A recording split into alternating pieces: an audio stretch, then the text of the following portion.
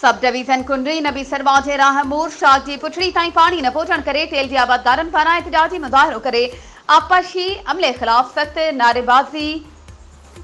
कई वई। उन मौके ते आबादगारनि हारियुनि ऐं रहवासियुनि साजिद अली लिगारी, आसिफ अली लिगारी, मिसरी खान, इम्तियाज़ लिगारी, मेवो कोहली ऐं ॿियनि दाहींदे चयो त गुज़िरियल 2 महीननि खां असां ताईं मुसलसल पाणी न पियो पहुचे, जंहिं करे असां पीअण जे पाणी लाइ दरपदर आहियूं ऐं चोपायो माल पिणु उन मरी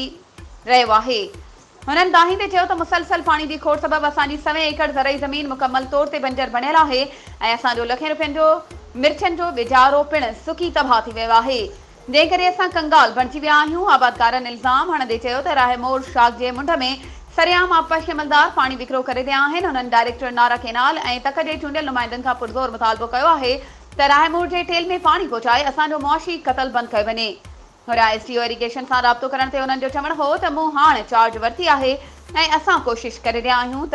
टेल ताईं पाणी जो मुकमल गेज पूरो करे आबादगारनि ताईं पंहिंजो हक़ पहुचायूं। वधीक ख़बरुनि ऐं अपडेट्स जे लाइ असांजे चैनल खे सब्सक्राइब कयो